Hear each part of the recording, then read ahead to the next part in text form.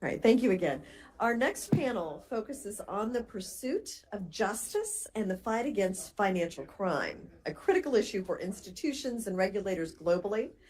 Lynn Marler from GBBC will moderate, and we'll hear from Amina Turgulova from Solidus Labs, and Liat Shetret from Elliptic, and Jason Somensatto from Chainalysis.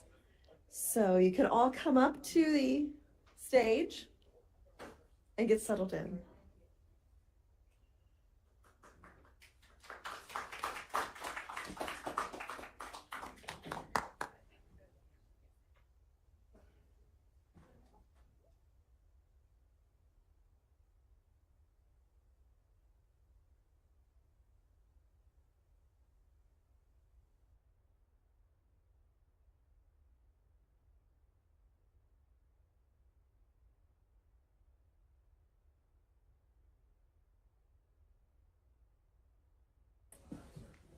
Welcome, everyone, to the panel on the pursuit of justice and fighting financial crime. Unfortunately, Lynn got COVID, so she can't join us. So I'm stepping in for her. I'm Diana. I run research and sustainability at GBBC.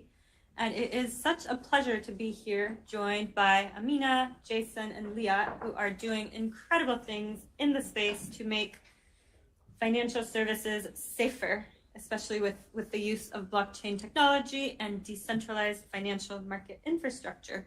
So that being said, I will turn it to each of you to introduce yourselves. So I'll start with Liat. Good afternoon, everyone. We had a grand plan to align with our pictures, so that's our first fail. We'll make that up by having a very frank, open, and great conversation. So thanks for sticking around after lunch. I'm Liat Shetret. I'm Director of Global Policy and Regulation at Elliptic, which is a blockchain analytics company. I pivoted to crypto in 2019 after spending about 15 years working on anti-money laundering, counterterrorism, finance issues, primarily around the Horn of Africa and Middle East. So it was sort of, banging the head against the wall, tracing cash, and then realizing, oh, we can do this with tech. Let's see how that works out.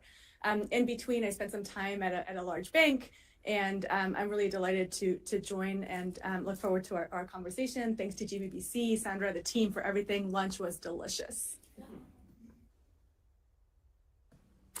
Hi, I'm Jason Somensatto. I am head of North American Public Policy at Chainalysis. I've been there a little bit over a year. Before then, I was in the US government. I was at the Commodity Futures Trading Commission, doing two roles. One, I was the acting director of Lab CFTC, which was essentially the outreach arm to mainly the crypto ecosystem, but the fintech ecosystem more broadly by the CFTC. And then I was an advisor directly to the chairman on all sorts of crypto policy matters, particularly as it related to some of the congressional bills being floated in the interagency work there. I'm a lawyer by training and have been kind of working in this crypto ecosystem for about 10 years now, which is kind of wild to me. But yeah, great to be here. Hello, everyone. My name is Amina Turgulova, and I'm Senior Policy and Reg Affairs Advisor at Solidus Labs. Solidus Labs is crypto-native surveillance system provider, and at Solidus, my role includes working with the regulators and industry players to promote fair regulatory framework and policies, as well as developing industry standards. I also help Solidus to lead the Crypto Markets Integrity Coalition, which is a community of 53 responsible market players who would like to promote market integrity and best practices in the space. My background is in traditional finance. I worked at stock exchanges industry for more than 15 years before joining digital asset space, a fascinating digital asset space. And I primarily worked in the emerging economies to develop transparent and fair capital markets. Fantastic. So let's start talking about the blockchain-based tools to track and trace illicit funds. Just especially because in traditional finance, we know that the statistics of actually detecting illicit funds are so poor, and the infrastructure that we have today, it's not uncommon for the SARs where we report suspicious activity to be full of false positives.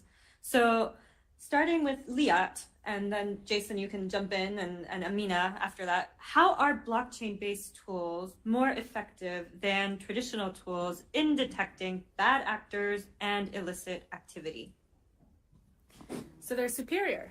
And let me talk about that. No. Okay, so I had to be crass. So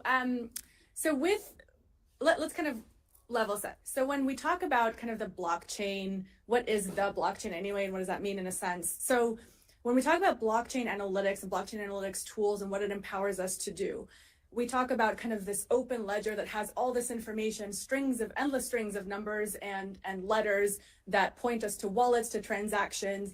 And what blockchain analytics companies do is they essentially index these 40 plus blockchains across all assets and try to surface kind of meaningful insights, trends, illicit activities from this open ledger, almost being a bit of a translator, a broker, a conveyor belt between this open ledger and then, giving actionable intel, actionable insights.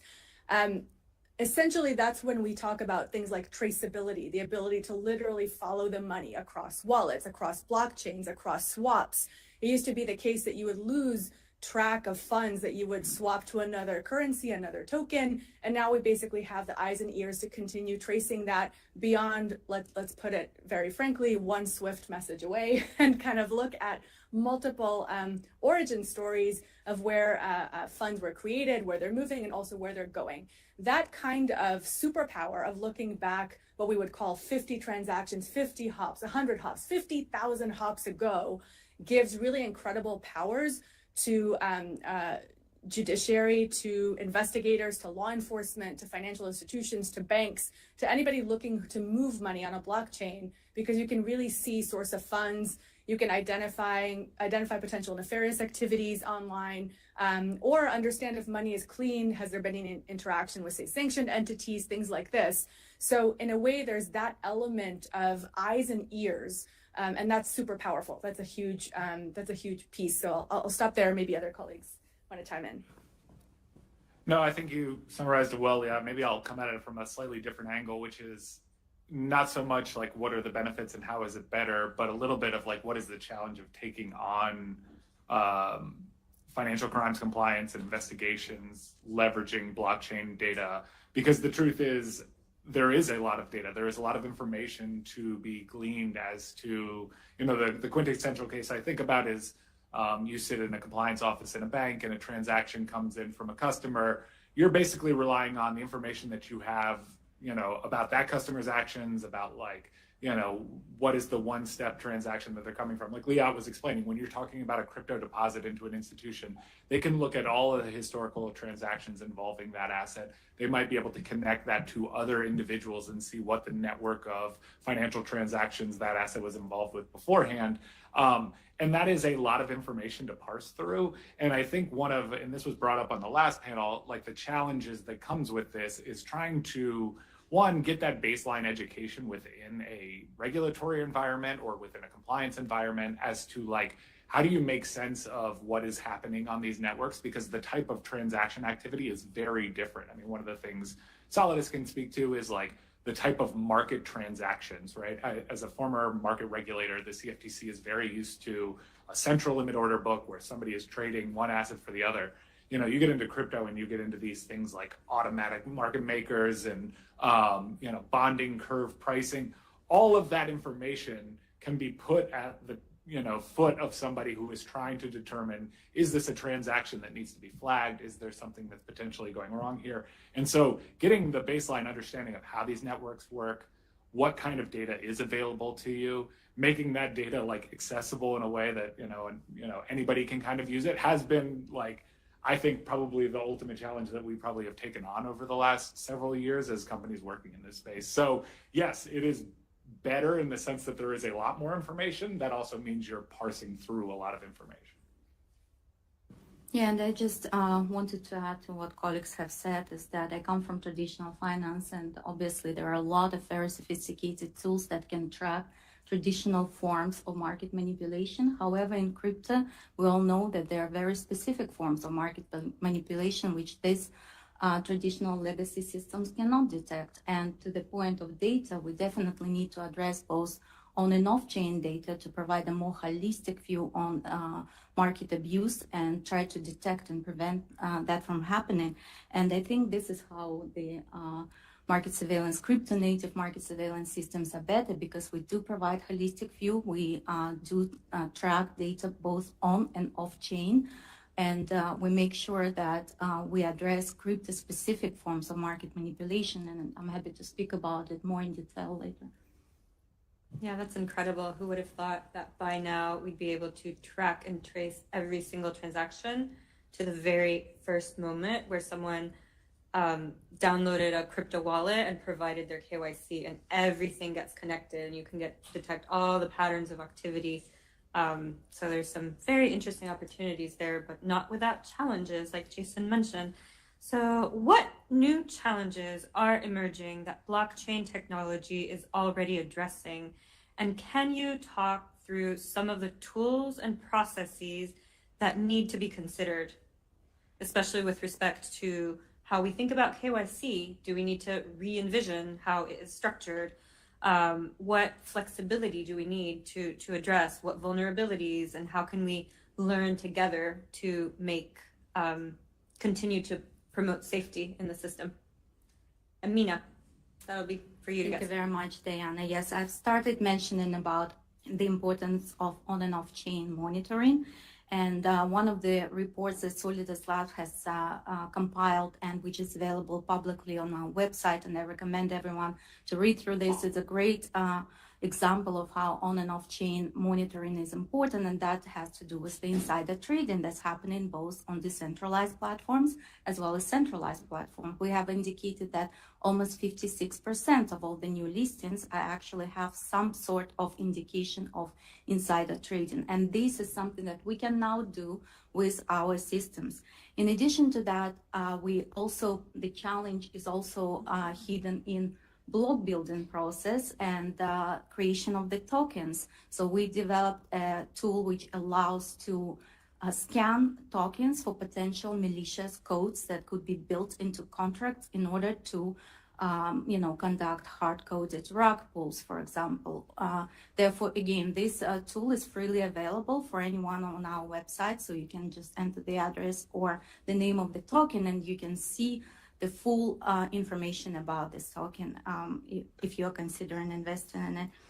Moreover, recently we have developed a report or rather white paper on risks that are imposed in staking and MEV.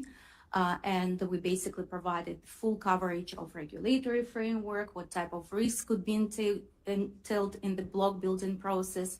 And we also offered a tool that helps to mitigate and prevent those risks. And one of the things you've mentioned about AML KYC, and of course there are great solutions that help to track for those, but there are some typologies that actually allow fraudsters and criminal actors to avoid AML KYC screening. For example, there is a typology that such as transactions without economic purpose, where basically an AML screened actor has provided deposits and withdrawals without actual trading, which after investigation of our client and the law enforcement turned out to be a money laundering activity. So these and many other things we very detailed, put in detailed in our report. So please read them or come talk to me after the session. I'll be happy to provide you with more context. Yeah, like when I think about the unique challenges that come up or kind of the unique way of dealing with something like KYC, there's like three things that come to my mind. One is I'm often asked, like when talking with policymakers or members of Congress, like, why is so much criminal activity, moving towards leveraging cryptocurrencies? And putting aside the kind of descriptor of how much activity versus how much financial crime you see in the traditional financial system, I think the important things for people to understand is like the nature of digital assets is this ability to move funds at the speed of light transactions across borders, and it's basically accessible to everyone. And what that means is the same things that kind of excite people about the promises of this technology and bring in new users are the same things that criminals are going to exploit, right? And yes, you can get a lot of insight, but as soon as those funds move to an exchange in Russia, you know, you now are in a jurisdiction where legal process is very difficult to overlay and, you know, claw these funds back. And so that speed of movement and that accessibility are obviously both a benefit, but also a very big challenge when you're talking about dealing with financial crime. I think another area that's really important, and Amina kind of touched on it a little bit, which is the dynamics of having a permanent ledger where, you know, transactions are kind of never, you know, they're immutable, they're foolproof, is that this all relies heavily on the nature of the code that underlies these networks and on the operational capabilities of the companies working in this space. And I think one of the things that we've seen quite a bit over the years is operational failures, kind of coding failures that lead to a loss of a lot of funds, right? I know, like, one of the things that we put out is an annual crime report that talks about the various, you know, fund movements we see into illicit actor spaces. And like, it is notable that $1 billion worth of digital assets has moved to the DPRK, you know, over the past year or so. And a lot of that is due to, you know, weak cybersecurity, problems with coding, exploitations that can take place in these networks that I think presents a very new challenge. When I was sitting in a regulator seat, you know, you're thinking about what are the things that we need to ask our regulated entities to make sure these kind of things don't happen. And you're not used to thinking about, like, hey, you need to make sure the private keys are held in a properly, you know, multi-computer setup with, you know, disconnected from certain other networks that you run. You know, all of those concerns are something that it's going to take a decent amount of sophistication and work, I think, for companies and people developing in this space to cover. And then, like, the last thing I'll say, and I'll kind of leave it open-ended, is one of the things I do think also is the nature of illicit activity in this space varies very much, right? I was talking about the DPRK and some of the sophistication of those people to, like, break into systems or exploit. But, you know, there is also very basic criminal activity of just, like, you know, which I don't think they even probably recognize that, like, we can see this activity, we can flag that. And so you have to understand, like, there's very different actors working in this space. And so it's not just all one kind of monolithic version of financial crime occurring on blockchains. And I want to continue the baton that you've just passed me on this one, which is to say that I think if there's one line that we can trace around, okay, what are criminals trying to achieve? And that's just a speed to liquidity, right? How quickly can they get to liquid assets that allow them to pursue their nefarious act, whatever typology that might be? And I think the speed is a huge deal. You know, we're almost constantly trying to go at this breakneck speed with criminals to see who's going to cash out faster, or maybe law enforcement will catch them sooner. But I think also, you know, beyond kind of these intersections with national security issues and crowdfunding that we're seeing and the scams and the pig butchering, I mean, we're years away from the Nigerian prince now, right? We're way into, like, romance scams, the pig butchering. There's a variety of new kind of typologies. I kind of want to, you know, bring back the Nigerian prince in a way, because it would be like a nice way to close the circle. But what I'd like to really emphasize is that we are still borrowing anti-money laundering, counterterrorism, finance concepts from traditional finance and copy pasting them into crypto, maybe without necessarily understanding those superpowers that we have that maybe make that less relevant. And this is where I really want to connect to the point of our sustainable development goals and come back to kind of this audience, this group, and what we're trying to achieve here, which is that we can use the kind of original point of financial inclusion, financial integrity and inclusion, which almost, you know, we lost that narrative along the way, and come back to those questions and say, well, okay, how can we do better on innovating on cornerstones of anti-money laundering, which is know your customer. We know, you know, we talked about this in a previous panel, the issue of identity.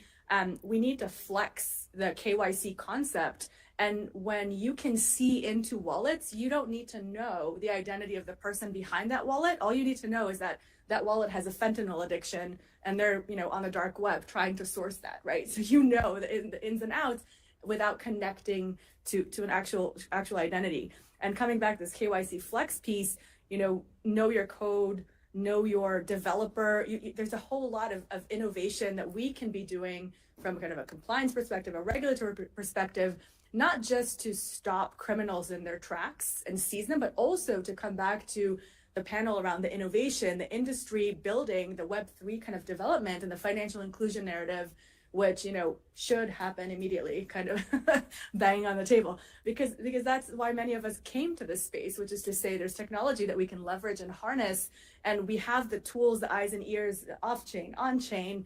Now, how do we start building a safer kind of ecosystem? And many of the previous panels kind of showed how we're doing that. So true, so true.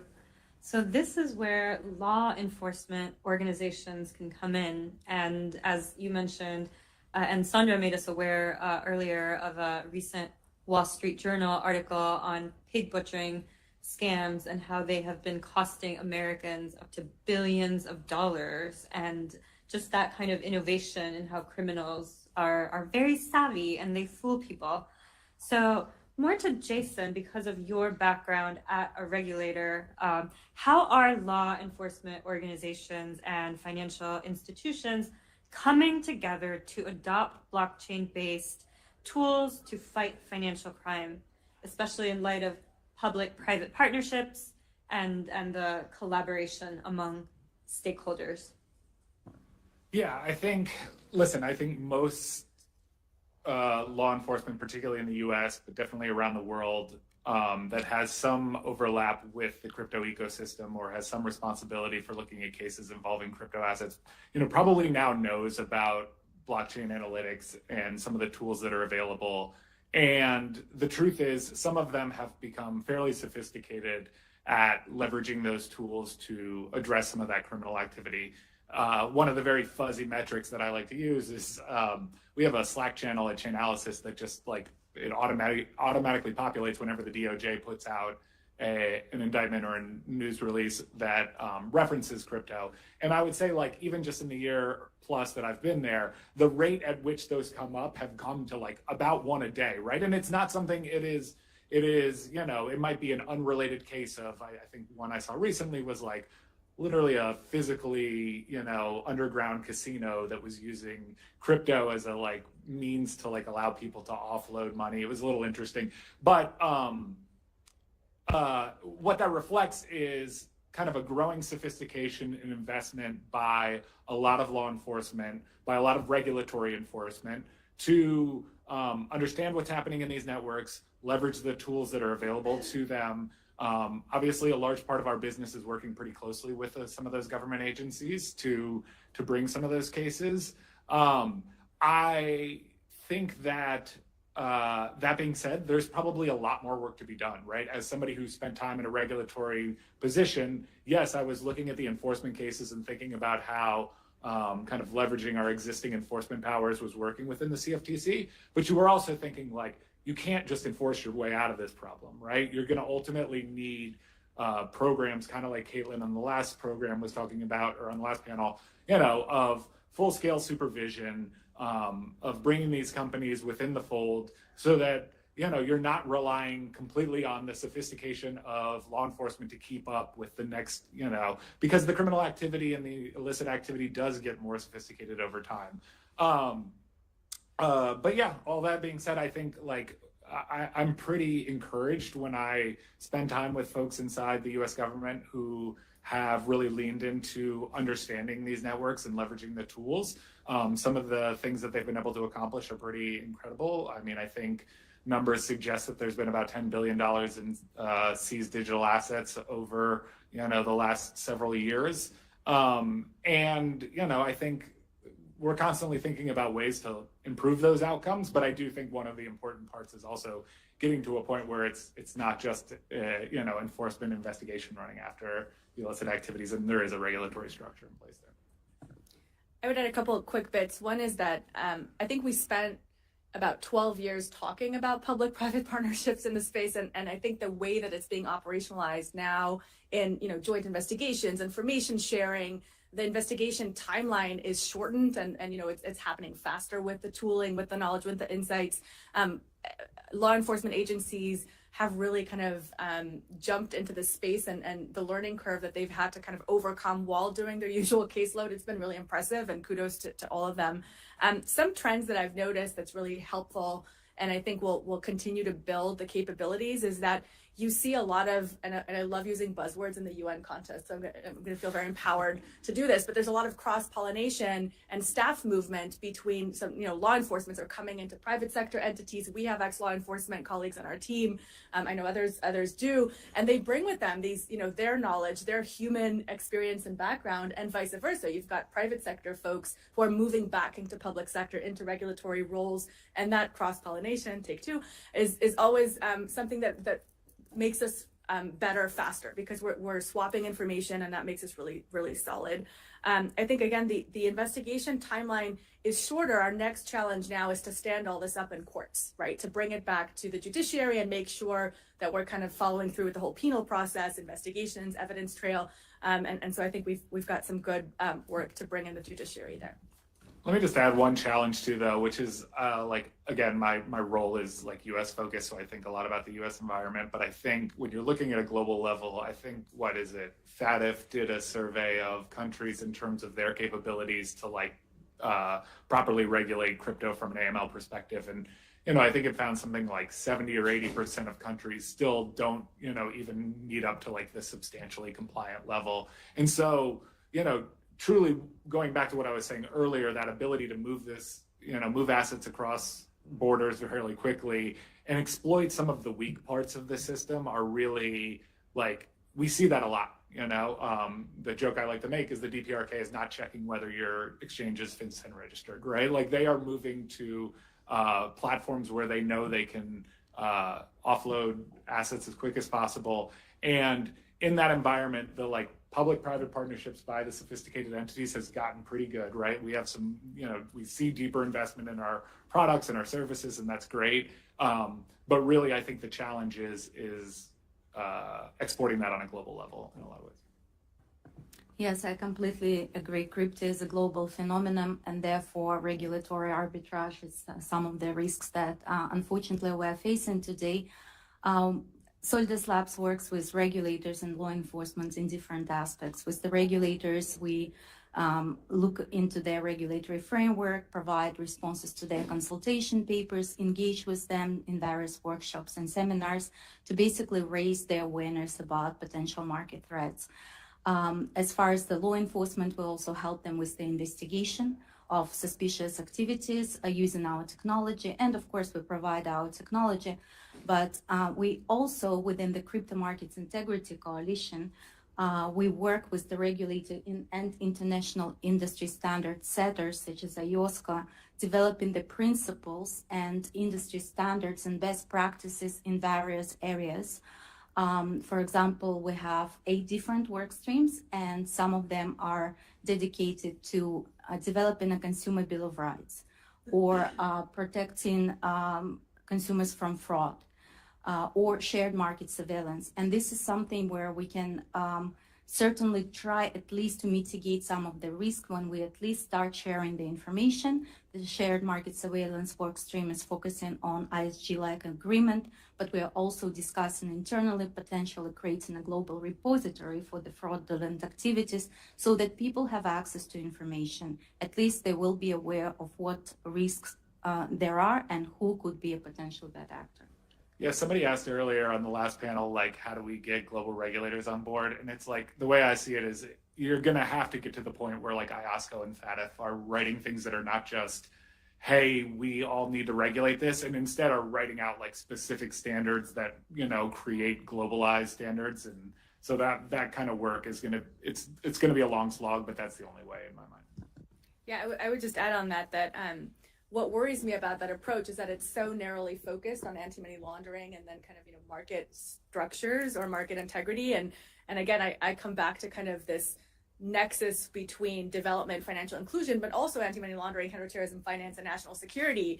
And I'd love to see other partners at the table around this, the Alliance of Financial Inclusion, the other kind of folks who talk broader than just kind of the regulation and compliance, because I think we're all kind of tools that enable us to kind of fight the financial crime piece, but I think we need to get stronger at the adoption, the use cases, the again, financial inclusion. Thank you for attending my TED Talk today, financial inclusion. But it's really just that, right? Like coming back to this is the forum, right? The SDGs, this is kind of the theme that we all need to be harping on. And if not here, then where, right? This is the global convening forum to do that. So absolutely, IOSCO, absolutely FATF, but also others who have different agendas and again, coming back to this inclusion piece. Standards are so important as a key takeaway. We at GBBC are doing a lot to promote common standards, common language, common rules of the game in order to collaborate more and make sure that these developments are consistent and harmonized, especially when it comes to combating these threats. And with respect to market integrity, basically connecting the dots between financial crime, financial inclusion, and all of your points. So final question to all of you. How can blockchain promote a safer financial system as hopefully with standards and everything that we're talking about, things get to scalability? I guess I'll start. I don't know if I have a good answer, but one of the things that I tend to tell people is it is very difficult to understand like what you should be doing from a regulatory perspective with entities in the crypto ecosystem if you do not understand some of the cultural underpinnings of how this industry works. Because I think my observation is that over time, and I've spent a decent amount of time with this industry, you have seen a movement of the industry more towards what I would consider to be traditionally regulated mindsets of how they should run their businesses, right? Even if you think about like stable coins are the most transacted in type of digital asset, right? I think 60% of volume on all networks is generally stablecoin activity. And stablecoin businesses look a lot more like traditional financial businesses than, the Bitcoin, core developers group or Ethereum Foundation are, right? And the talking points out of those organizations sound a lot more like probably that people in this group are used to, right? Like, hey, we need to be on top of both financial inclusion and on anti-money laundering law. We need to address the real threats that are in there.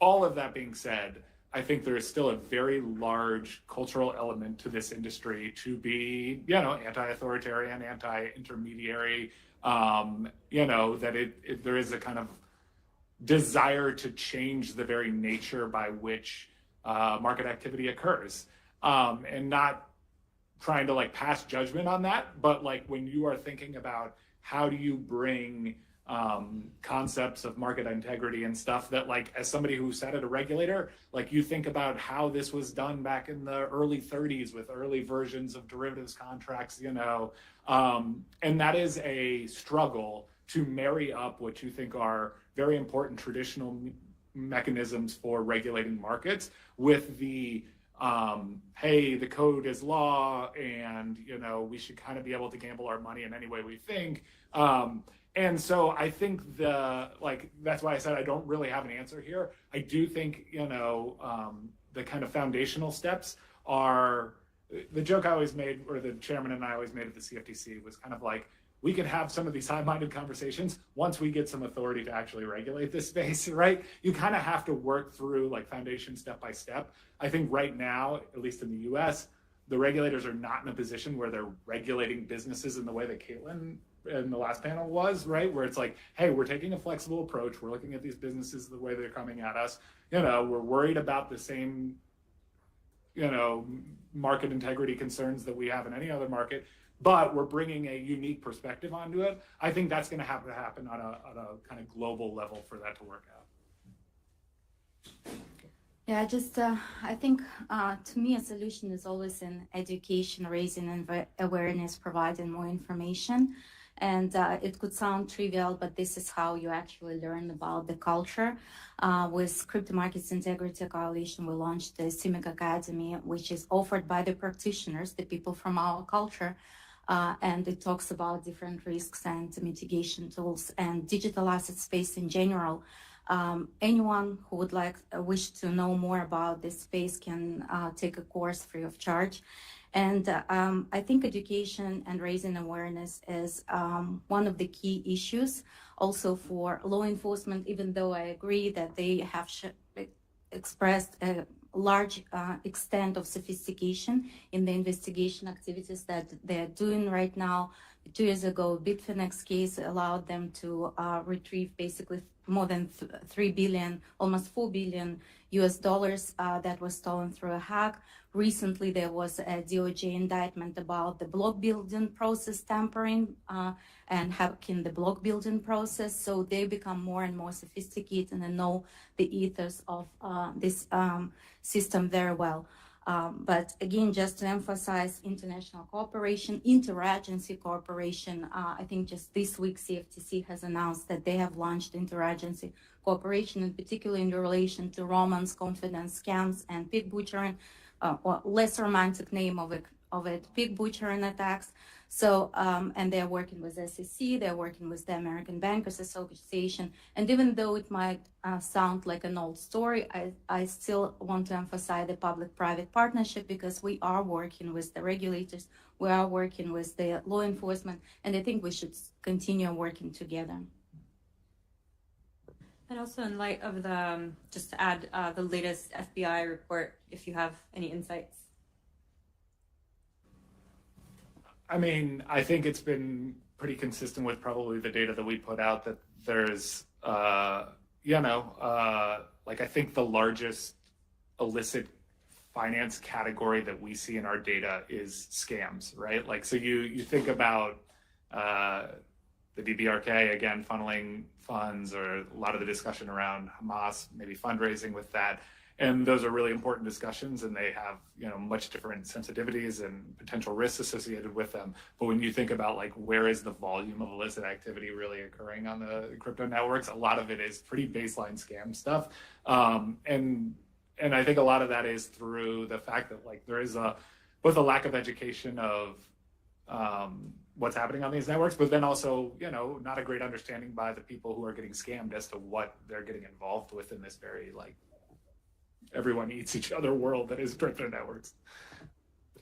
So there will be a day when it's no longer kind of like the FBI report on crypto crime or crypto compliance, because it's all going to be crime or compliance, where there's that integration. And I think, I know we have a few minutes, so I'll kind of use this to be the final chat from my perspective, which is to say that I think one of the biggest challenges right now that we really should be focusing on is that fiat and digital asset nexus, where we see kind of banks, financial institutions intersecting with digital assets. It's no longer okay to just kind of like look the other way and assume that that isn't touching platforms.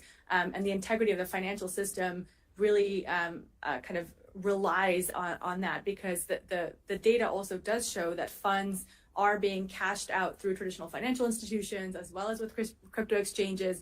And that kind of like blurring is something that we need to kind of get a handle on in terms of fixing that. And I think when we think about the role of regulators, for me, they're good fences make good neighbors, and the regulators are really there to kind of put those fences in place, to put that in play. And I think this, the sandboxing, all the kind of the flexibility that can come into not stifling the innovation, but putting in place those controls and guardrails that protect consumers, that protect folks who are still on their educational uprise around digital assets. I think we have a lot to do around financial literacy. And what is financial literacy? My 6th grader is still studying, the US dollar, and now knows what a credit card is. But is that really financial literacy for him, or is he going into a different world?